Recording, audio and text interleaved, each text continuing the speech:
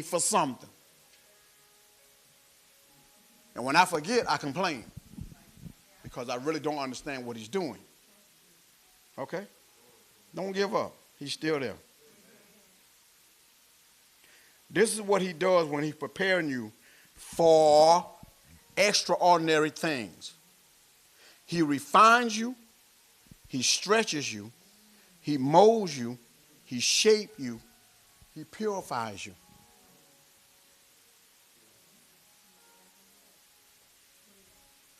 Okay? He refines you. He stretches you. He molds you. He shapes you. He purifies you. So he's preparing you for things that your mind cannot conceive. You can't see yourself doing it.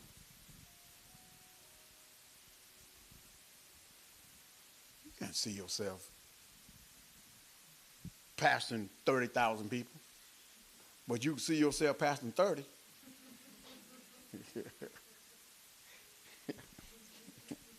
You ready? He's preparing you to handle the abundance of blessings.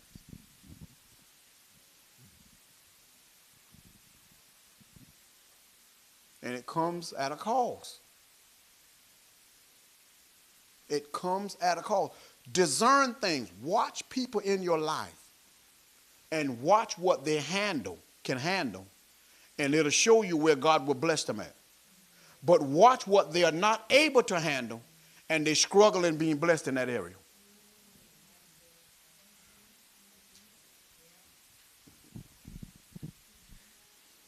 Y'all got it?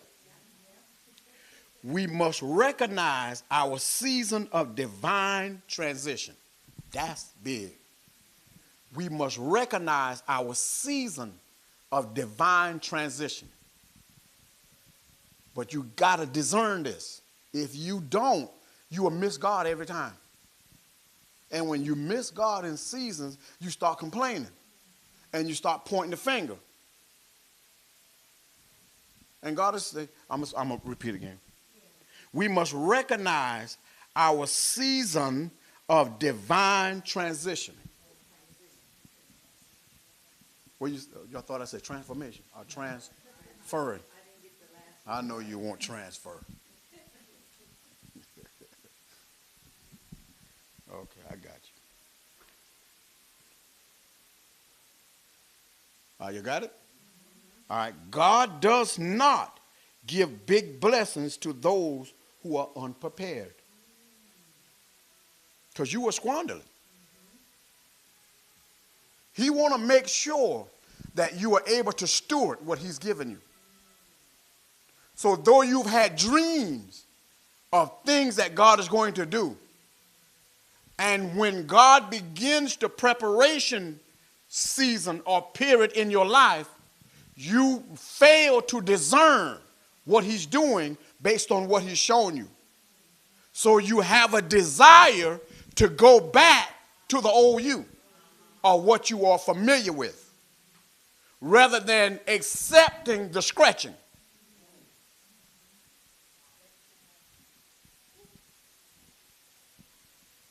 Okay?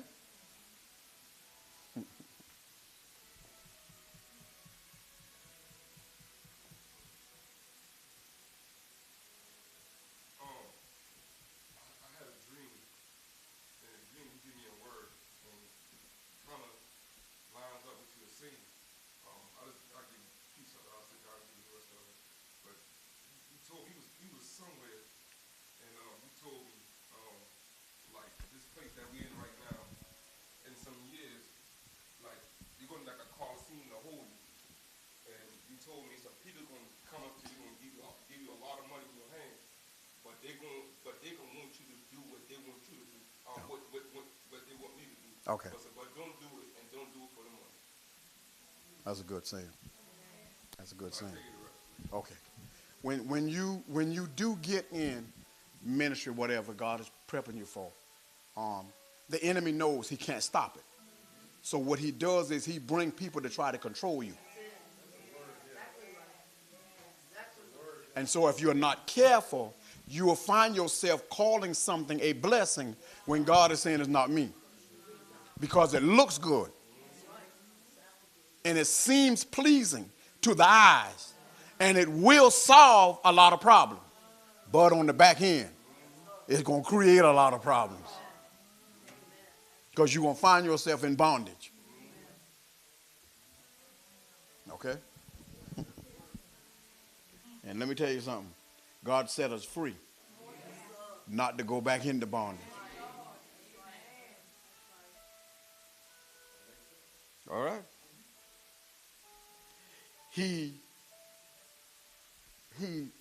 What God does is before he blesses you, he preps you for the blessing that he's getting ready to pour into your life, bring into your life. And all this is called, you can call this the prepping stages.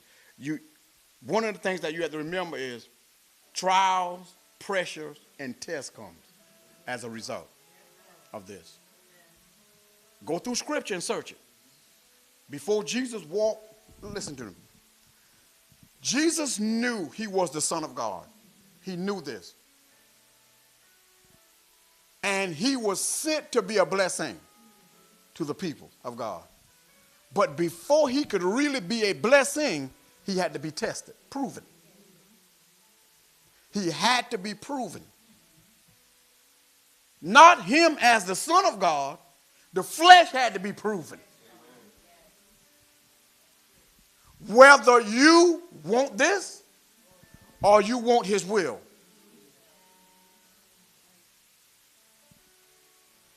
And so he had to discern. He knew. It is written. He knew. But he was prepped. See, we are saved to save someone. We are blessed to bless someone. But all of that, you have to be proven. You have to be tested. You have to go through to become that. You'll be, giving somebody $1, $2, whatever. Okay, that's just something to clear your conscience. That's just something to clear your conscience. Okay. A blessing is when you can take somebody and say, listen, okay, I'm going to pay 10 of you guys, I'm going to pay 10 of y'all rent. Do you want to get that place to that place? So it's going to take some scratching. See, it's going to take some scratching. See, your mindset is, well, I can give $1. No, God is saying, no. Listen, when you are blessed to be a blessing. Yeah. He going to listen. Listen, I'm telling you. He's going to, listen, in areas of your life where he's taking you to, in those areas of your life, you're going to be proven. You're going to be refined. You got to go through it. I know, a lot of people, well, I just want to jump right into it. Jump. You're going to fall right into the lap of God.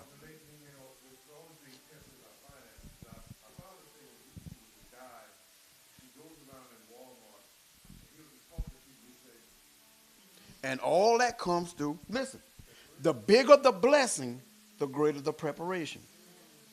See, your prayer has determined how big your blessing is. Because you've asked God on numerous occasions on what you really want. And God is saying, I want to give you that and more. So therefore, I have to prepare you. And the preparation period. If you talk to a chicken and ask the chicken what it has to go through to be prepared for you to eat it, it'll tell you will never eat another chicken. Because you have to take it and prepare it. And most people don't like the preparation stage. You go to a restaurant. I ain't got time to wait. I want my food. We got to prep it. You should have already prepped it. And same thing God does with us. How many people you think praying to God, can you send somebody who is willing to pray that I would get my healing? And you saying, but God, I don't think I have to go through this. And God is saying, I'm prepping you to answer the prayer of someone else.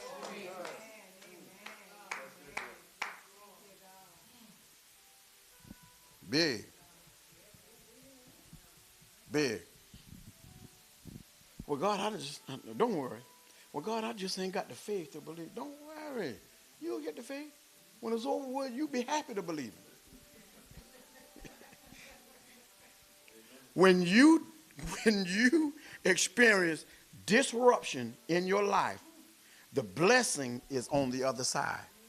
Disruption is going to come. Wife walk away, you don't know why. Set you back. This happened, you don't know why. Job walked away, you don't know why. You went into work, they gave you a pink slip and tell you that's it. God, I'm going to pay my bill, and God said, I got you right where I want you at. Because part of the preparation, remember in Genesis 12, when God told Abraham, leave your comfort zone. Not only did he ask him to leave his comfort zone, he told him, leave the familiar voices that you were used to hearing. He took Lot. That was another familiar voice. See, God will take you, and most people don't, well, I don't want to be I don't know those people. But God know the people.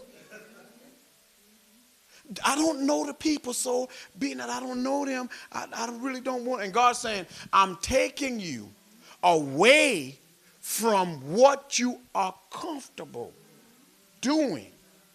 I don't want to do that. When I was getting ready to get up here, Sister Deborah said, she called my name, blah, blah, blah. Fear, just like that. The devil is a lie, ain't no fear.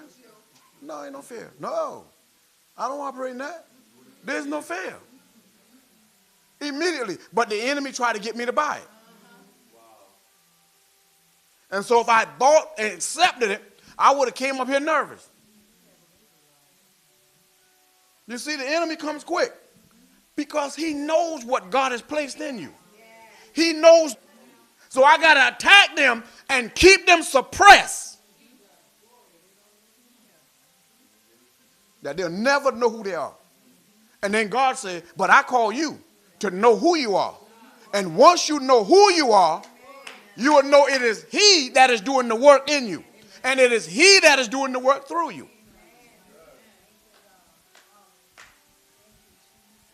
Don't miss the opportunities that God will send your way.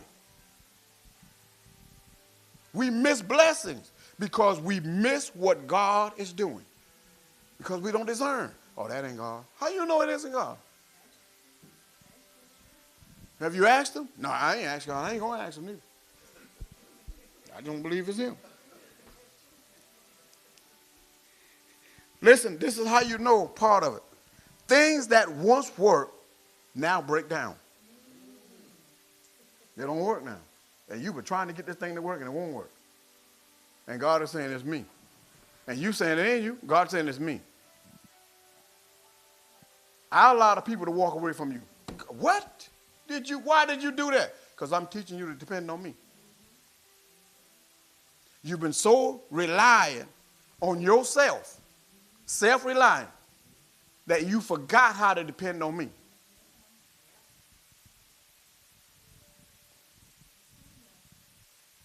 If you watch children, children are dependent on their parents in this country. They're dependent on their parents. And you call a child of God.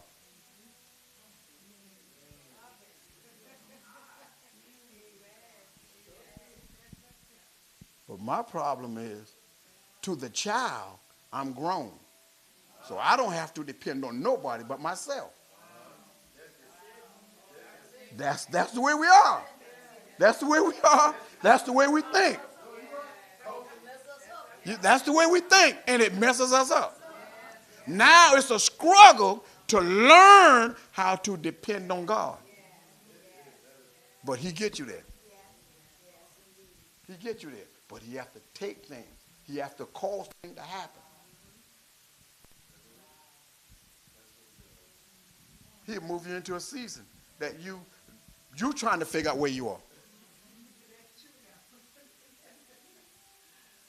Why am I going through this, God? I don't understand. I've been going through this for as long as, and God is saying, when you stop fighting me and become for me, then you'll realize that I've already done what you're asking me for. But you are constantly fighting me. You want to make me do what I've already done. So being that you're in the state of trying to make me do it, you can't see that I've already done it. When you're in that state of mind, you get angry with God. Testing still got to come. And then you want to bring somebody else into your life. And you angry with God. What do you think will happen? You're going to become angry with the person. Yeah. Like, God, you can't make this person happy? Man, I'm catching it. We ain't been married long. And God, she is not, they're not happy with me. So if they're not happy with me, they're not going to be happy with you.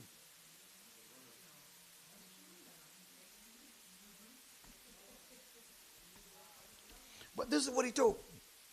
He's not punishing you. Oh, let me go back up. Relationships that were strong start to fall apart. And you're wondering why. Now, I can tell you that happened because it happened to me. I didn't understand. And God told me, no, I got you right where I want you.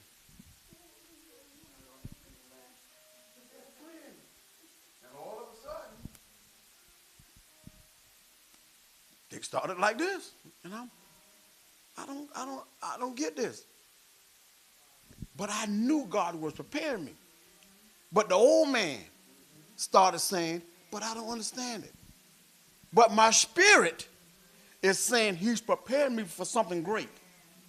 But the old man is saying, but I don't understand it.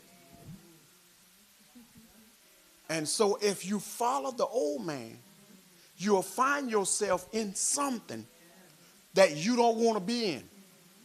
And conversations that you once engaged in that were joyful now become whatever. You don't want to even be in the conversation no more. All this is God prepping you. All of this is God prepping you. Notice when a sheep is going to the slaughter, they don't complain. Sheep going to the slaughter. He's going to be crucified. He don't complain. Jesus going to be crucified.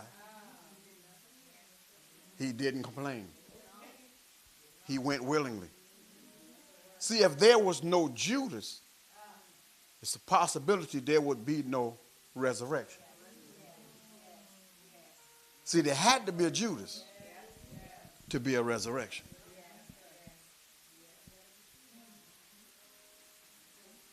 See, what God does is, when we read the stories, but we don't discern. Elisha at the brook.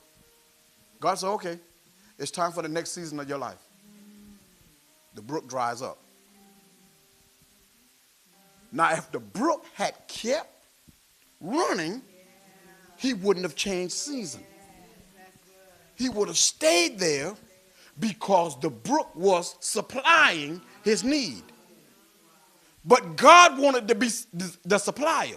So he had to take him from different seasons to shift him.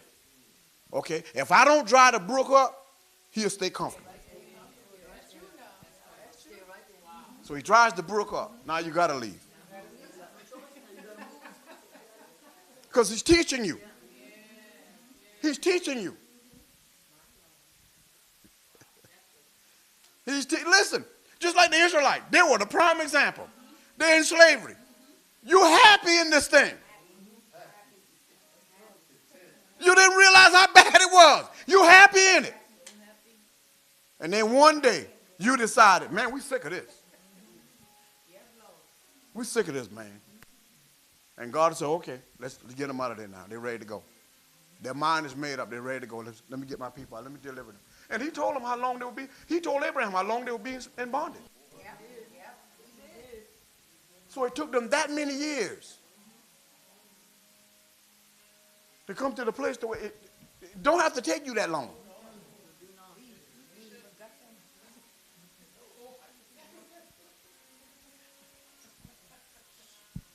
To be prepared for what God want to do. But he takes you through different things. But you have to discern. If you don't discern, you'll miss it. You'll miss why people on the job treating you bad. Why are they treating me bad? I just don't complain. And God is saying, you don't understand what it means. How would they know? How would they know that I'm in you if you don't keep your mouth shut?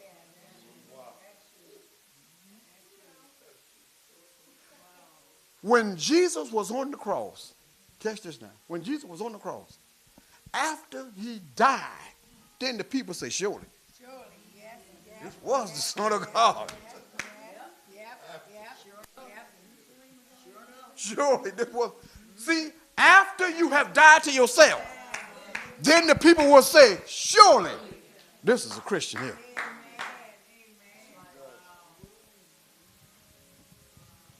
You got it? But it takes preparation. Your flesh, my flesh, your flesh don't want to die. It do not want to, I don't care how it goes. It don't, smart mouth, it don't want to, no, I'm not dying.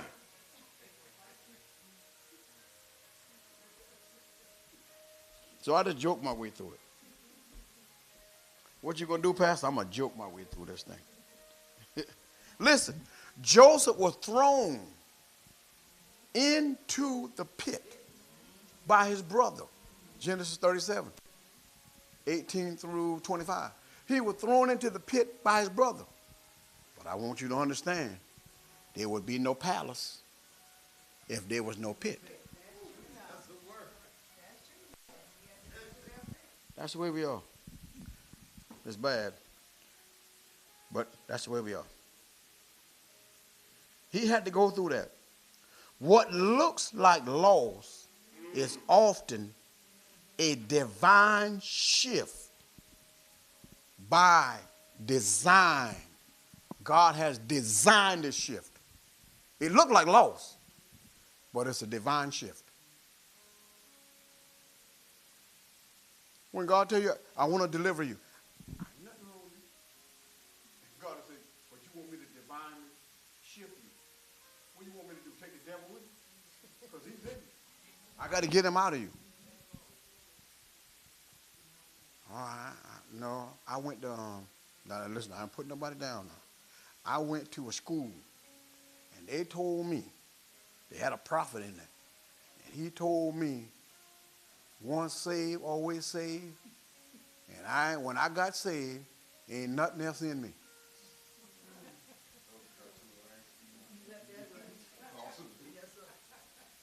They lied.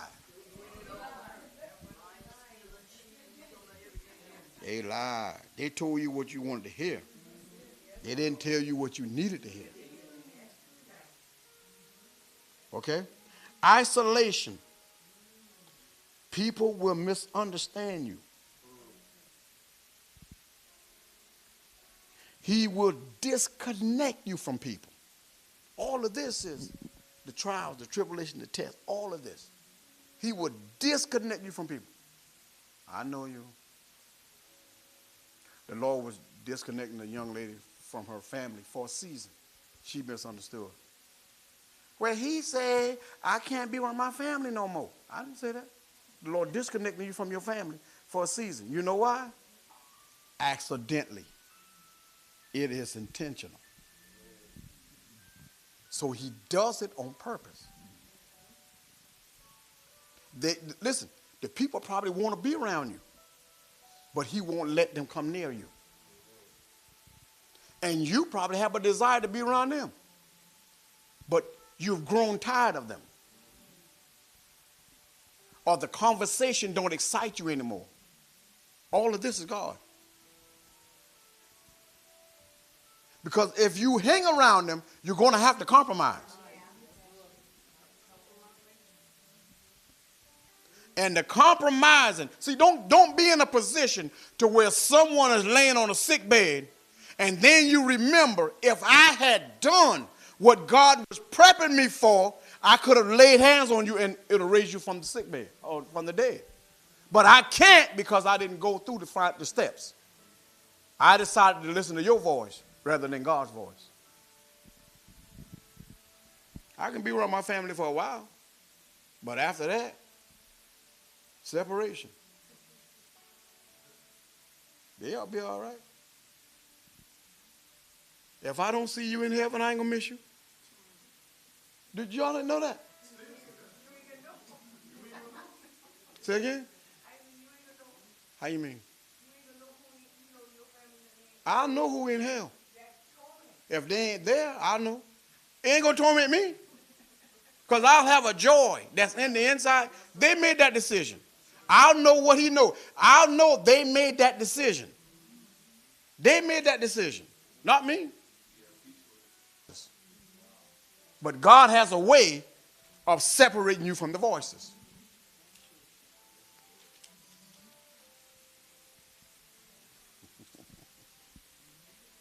Oh, you're going to get there. You're going to get there. Listen, what is impossible with man is possible with God. Because you're wondering, how am I going to get there? Discern what God is doing now. If you can discern what God is doing now, you'll get there. But you have to discern. Because if you don't discern, that will open up a door that will lead you into other doors that other people could open for you. But if you don't discern what God is doing, you'll miss it. And if you come out of a family like I came out of, you will miss it. They're going to make sure you don't get what God has for you. Because we want you to stay just like us. We all be miserable together. We make just enough. Because I want you to understand this now. When you turn 65, I want you to retire. Everybody else have done it. You got to do it too. And God is saying, no, I don't want you to live like that. I want you greater than that. But that's not everybody's avenue. Some people, God take you into that. But he still tell you, I'm bigger than that. I'm bigger than that. I'm bigger than that that you're talking about. I'm bigger than that. Let me scratch you. The scratching part never feels good. It never feels good. Nobody's being scratched never feels good. Because in your mind, this is what you're saying. I'm already made in the image and in the likeness of God. Are you? Are you? Let's just be honest. Are you? Are you? Are you? Jesus came in human form. Okay? Are you? Because the prime example of the image and in the likeness of God is Jesus Christ. Are you? Are you? Let's just be real. Are you? So what he's doing is he's trying to get you to his image.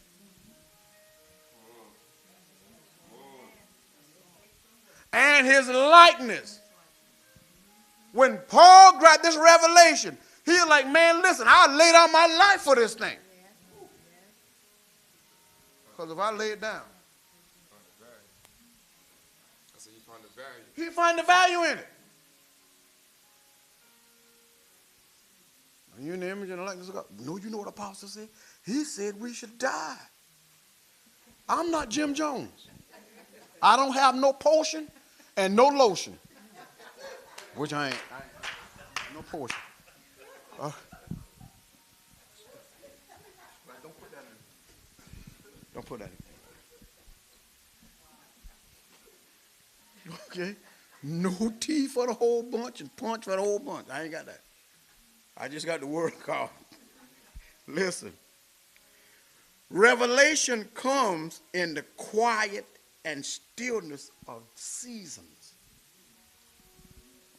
Think back to when most of us have never had that experience. So we really don't know. When you were kind of to yourself and God was really, and man, it's like, boy, God has given me so much. And then he takes you into another season and you don't know how to adjust. You forgot how to hear his voice because you got so much going on, you don't know how to hear his voice. And the enemy saying, that's exactly what I wanted. Now what is God telling you? You don't know. Because you're so occupied. You're so occupied. You're so occupied with things. And all God tried to do is get you to the place to where, listen, my peace surpasses your understanding and everybody else's understanding. I've gotten to the place I can hear you talking and still not hear you talking. It don't bother me no more. Because you know what I realize? My job is not to solve your problem. My job is to give you the solution to your problem.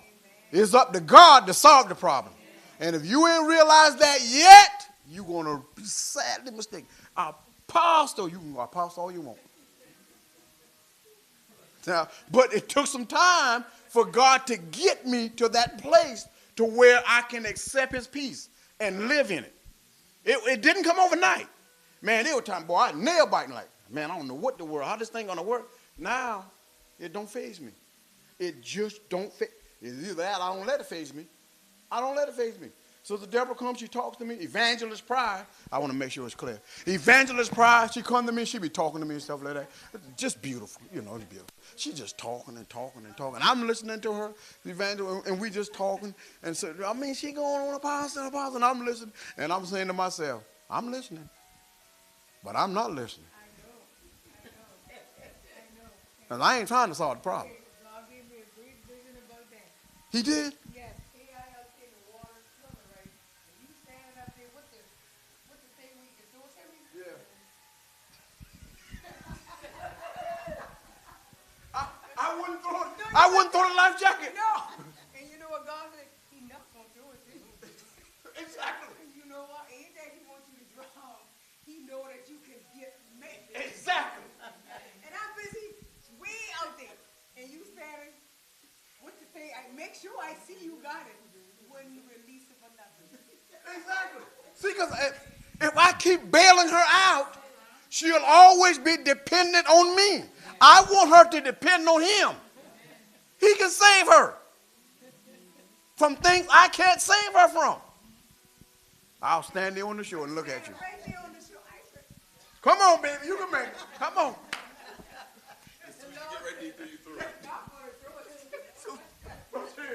Soon as you get to the edge of the thing where the water coming back, and she on the she actually on the shore, then I throw it in there. Come on, get up. You all right? That's what she gonna say. I know you saw me out there drowning. That's what I'm saying. Sister Lena, the only thing I'm gonna say is, but you didn't drown. You didn't drown. And it taught you a lesson. It taught you a lesson. Only go as far as you feel safe. Now, I want you to understand this. With the life of Peter, Peter was a prime example. Peter walked out looking. He walked out based on what he was seeing. He didn't realize that he was actually using faith to get out there. But he walked out basically looking because it looked like something he should be doing. And Jesus told him, come. But he didn't tell you everything. He didn't tell you, now listen, this is by faith now. Listen, the storm didn't come up after he got on the water. It's been raging. But God will give you peace. I promise you, Peter learned. He learned how to walk regardless of what the condition was with the Lord. I promise you. It was a life. But the thing about it is, God will open your understanding to this. Sister Deborah, you, that's a good word, Sister Deborah. That's a good word. That's a good word. That's powerful now. That's powerful. But you made it. That's a good word. That's a good word. You see, you get to the show and you mad with me because I didn't help you. See, you're mad. But I did help you. I did help you.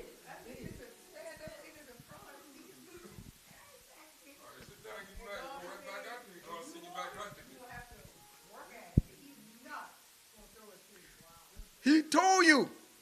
But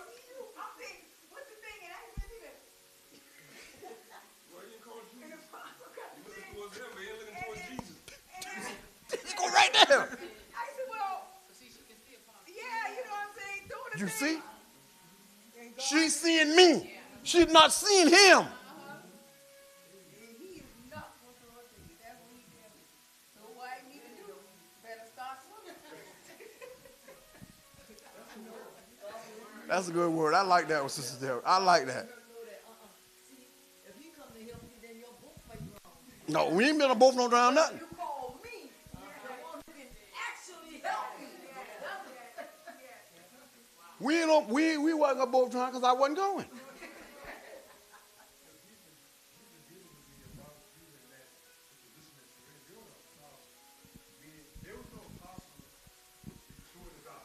Okay. Yeah, just Jesus. Yeah, yeah.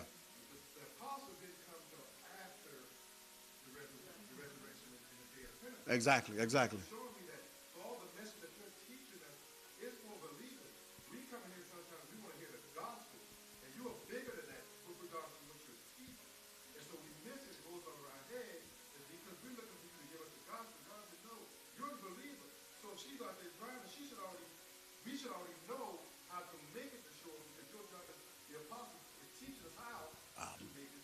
I'm instructing you on how to make it to shore.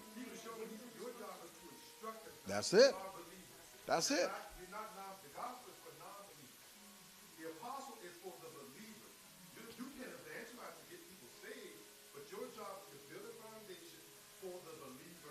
Let me share this with you. Let me share this with you guys. Now, notice this.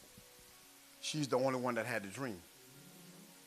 Now, when we were doing deliverance, she was the one that was helping. So it ain't like you don't know how to swim. See, it ain't like you don't know how to swim. It's just that your mindset, you so dependent. And I want him to do it. And God said, no. It's time for you to use those muscles that you hadn't been using.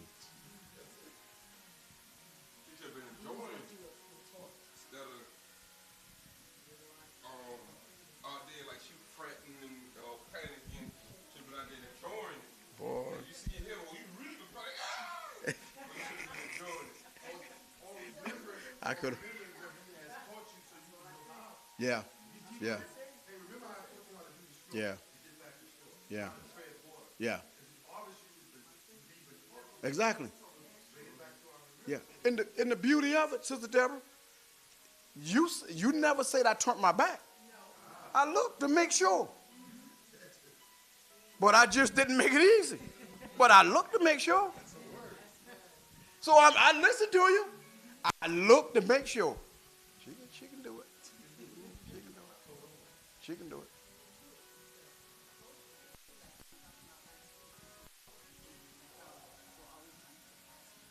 What? Aren't you? That's right. You know what they are? The pastor can do everything. God is saying, not in this season. Not in this season. No, I'm training you to do this. Because these signs shall follow them that believe. It ain't your time to die. I ain't going under. But you made it. So that means right there, God, you taught me something. You taught me something. You taught me that I made it. With your help, I made it. But you had a target. The target just wouldn't do what you wanted it to do, but you still made it. Okay? This is the way it works. This is how God does things. And people, we as the believers, that's going through something. That's going through something. And most people would have stopped. Just gave up. Just gave up. But when the voice tells you he ain't coming to save you, now you got a choice. You either drown or you try to make it. Because remember, he's with you. He hadn't left you. Well, wait a minute, greater is he that's in me than this water that could drown me. But you made it. She didn't give up. She wanted to. Make it easy for me. No, I'm not going to make it easy for you. I can't explain how I got here. I'm not talking about the message.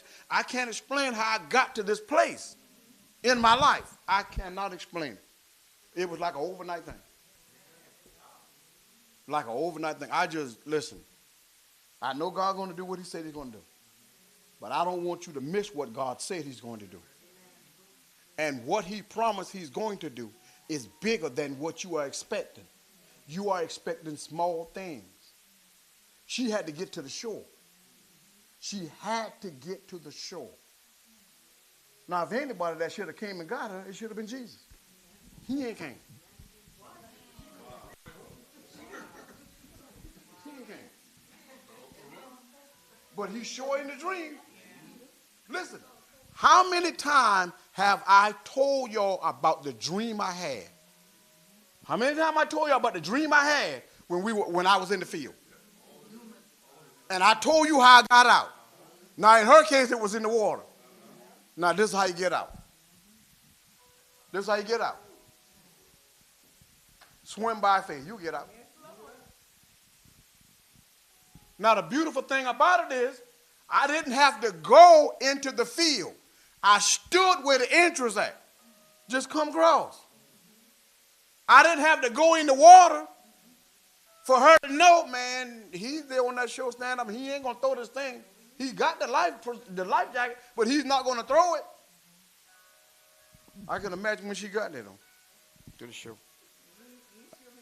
Exactly right. I'm glad you woke up.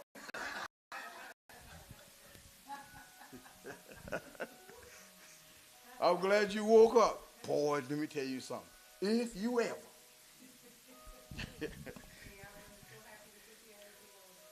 I know you wouldn't. Boy, that was a rough pass, but I got there. Listen, this is also the removal of voices from your life. That you can hear his voice more clearly.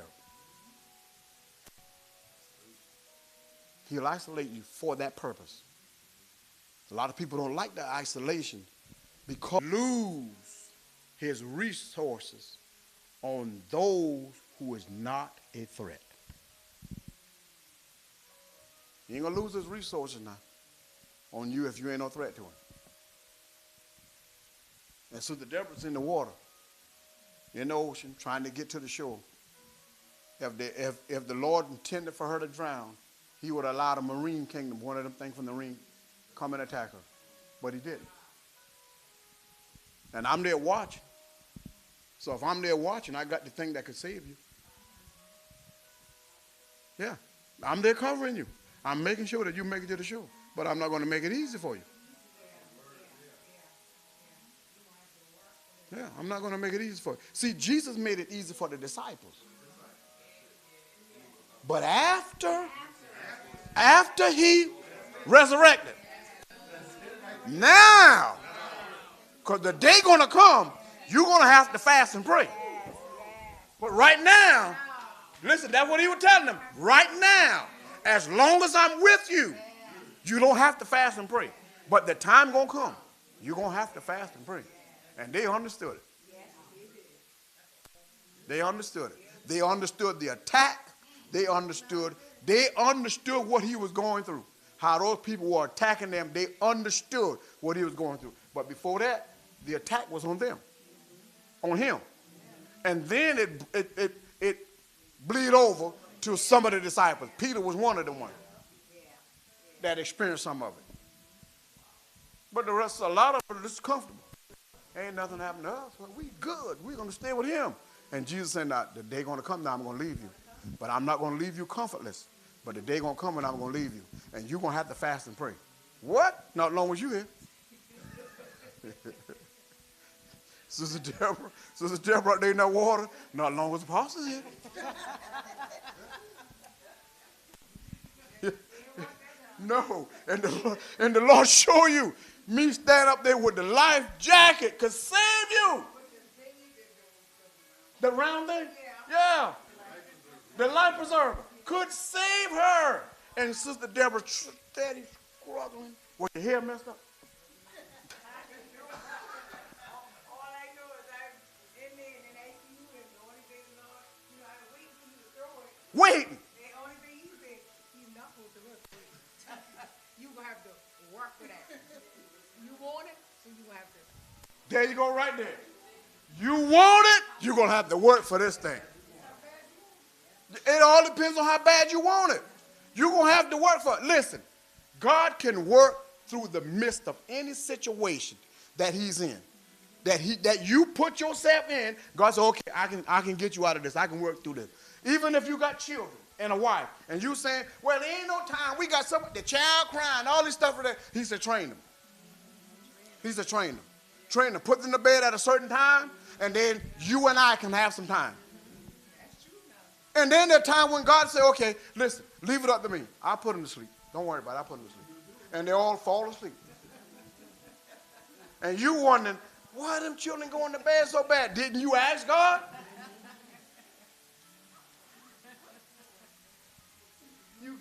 You have to be able to discern what he's doing. And as they get older, they become more dependent on self rather than you. But you so used to being mama that you don't want them to grow up. That right?